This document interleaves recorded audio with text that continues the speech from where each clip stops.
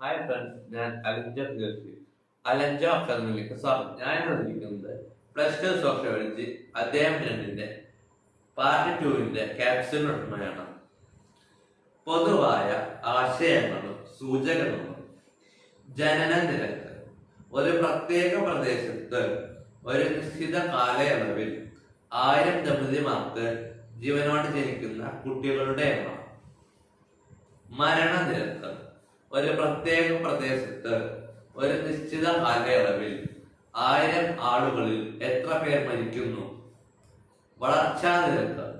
ജനന നിരക്കും മരണനിരക്കും തമ്മിലുള്ള വ്യത്യാസമാണിത്. ഇത് 0 സ്ഥിരത കൈവരിച്ചു എന്ന് പറയാം, അല്ലെങ്കിൽ പുനഃസ്ഥാപിത നില എന്ന് പറയേണ്ടി വരും. ഫലപുഷ്ടി നിരക്ക്. 15 മുതൽ 49 വയസ്സ് വരെ ഓരോ 1000 സ്ത്രീകൾക്കും ജീവനോടെ ജനിക്കുന്ന കുട്ടികളുടെ എണ്ണം. ആകെ ഫലപുഷ്ടി നിരക്ക്. ഒരു സ്ത്രീക്ക് ഉണ്ടായേക്കാവുന്ന ആകെ കുട്ടികളുടെ സാങ്കല്പിക എണ്ണം. ശിശുമരണ നിരക്ക്. 1000 കുട്ടികൾ ജനിക്കുമ്പോൾ ഒരു വയസ്സിനുള്ളിൽ എത്ര കുട്ടികൾ മരിക്കുന്നു. മാതൃമരണ നിരക്ക്. 1000 പ്രസവങ്ങൾ നടക്കുമ്പോൾ എത്ര അമ്മമാർ മരിക്കുന്നു. ആയുർദൈർഘ്യം. ഒരു ശരാശരി മനുഷ്യൻ ജീവിച്ചിരിക്കുമെന്ന് കരുതുന്ന വർഷങ്ങളുടെ എണ്ണം. ലിംഗാനുപാതം. 1000 പുരുഷന്മാർക്ക് എത്ര സ്ത്രീകൾ. പ്രായഘടന. മൊത്തം ജനസംഖ്യയ്ക്ക് ആപേക്ഷികമായി വിവിധ പ്രായ വിഭാഗത്തിലുള്ള വ്യക്തികളുടെ അനുപാതം. 15 വയസ്സിന് താഴെയും 65 വയസ്സിന് മുകളിലുമുള്ളവരുടെ ജനസംഖ്യയെ 15-64 പ്രായ വിഭാഗത്തിൽപ്പെട്ടവരുടെ ജനസംഖ്യയോട് ഹരിച്ചാൽ കിട്ടുന്ന അനുപാതം. ഇന്ത്യൻ ജനസംഖ്യയുടെ പ്രായഘടനയാണ് അടുത്തത്. ഇന്ത്യയിലെ ഭൂരിഭാഗം ജനങ്ങളും യുവാക്കളാണ്.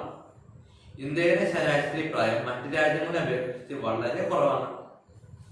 ഇത് ഇന്ത്യയെ സംബന്ധിച്ച് നേട്ടമാണ്. ഇവിടെ ആശ്രിത കുറവും ജോലി ചെയ്യാൻ കൽപ്പുള്ളവർ കൂടുതലുമാണ്. രാജ്യത്തിന് വലിയ പുരോഗതി കൈവരിക്കാനുള്ള ഏറ്റവും നല്ല സമയമാണ്. ജനസംഖ്യ ലാഭവിഹിതം. ജോലി ചെയ്യാൻ സന്നദ്ധരായവരുടെ എണ്ണം കൂടുകയും ആശ്രിതരുടെ എണ്ണം കുറയുകയും ചെയ്യുന്ന പ്രതിഭാസമാണിത്. ജോലി ചെയ്യാൻ കഴിവില്ലാത്തവരെ അപേക്ഷിച്ച് ജോലി ചെയ്യാൻ കഴിവുള്ളവരുടെ അനുപാതം വർദ്ധിക്കുന്നതിന് മൂലം സംഭവിക്കുന്ന താഴ്ന്ന ആശ്രിതാനുപാതത്തെ ജനസംഖ്യ ലാഭവിഹിതം എന്ന് പറയുന്നു. 2020 ആയപ്പോൾ ഇന്ത്യൻ ജനങ്ങളുടെ ശരാശരി വയസ്സ് 29 ആയിരുന്നു. ഇതേസമയം മറ്റു വികസിത രാജ്യങ്ങളുടെ അവസ്ഥ താഴെ പറയും പ്രകാരമാണ്.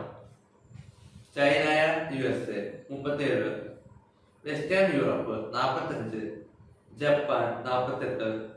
ഇന്ത്യക്ക് ഏറ്റവും കൂടുതൽ നേട്ടങ്ങൾ ഉണ്ടാക്കാൻ പറ്റിയ സുവർണാവസരമാണിത്. ആശ്രിത അനുപാതം കുറയുന്നതിലൂടെ വികസന പ്രവർത്തനങ്ങൾക്ക് കൂടുതൽ വിഹിതം മാറ്റിവെക്കാൻ ഇത് അവസരം നൽകുന്നു. ഇന്ത്യയിലെ താഴ്ന്ന ലിംഗാനുപാതം. 2011 സെൻസസ് പ്രകാരം 1000 പുരുഷന്മാർക്ക് 940 സ്ത്രീകൾക്കാണുള്ളത്. എന്നാൽ കേരളമാണ് മുന്നിൽ. 1084 സ്ത്രീകൾ. പഞ്ചാബിലാണ് ഏറ്റവും കുറവ്, 793 സ്ത്രീകൾ.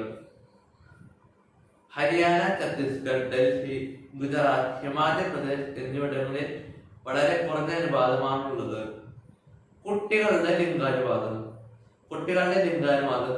ഏറ്റവും കുറവ് പഞ്ചാബ് 793, കൂടുതൽ സിക്കിം 986, ഹിമാചൽ പ്രദേശ്, വെസ്റ്റ് ബംഗാൾ, കർണാടക, മഹാരാഷ്ട്ര കുറഞ്ഞ പ്രത്യുൽപാദന നിരക്ക്.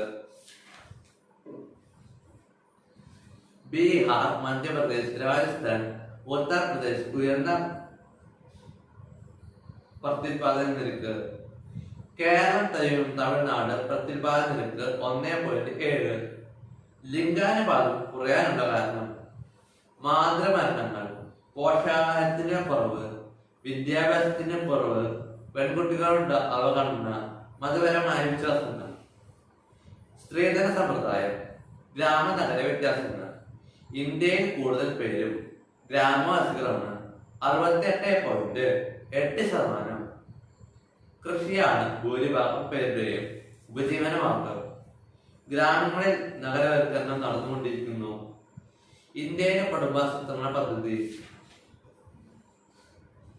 ലക്ഷ്യങ്ങൾ: സമൂഹത്തിന് അനുയോജ്യമായ രീതിയിൽ ജനസംഖ്യ വളർച്ചയെ നിയന്ത്രിക്കുക, പൊതുജനാരോഗ്യം മെച്ചപ്പെടുത്തുക, ജനസംഖ്യാ പ്രശ്നത്തെക്കുറിച്ചും ആരോഗ്യ പ്രശ്നത്തെക്കുറിച്ചുമുള്ള ജനങ്ങളിൽ അവബോധം വളർത്തിയെടുക്കുക. Thank you.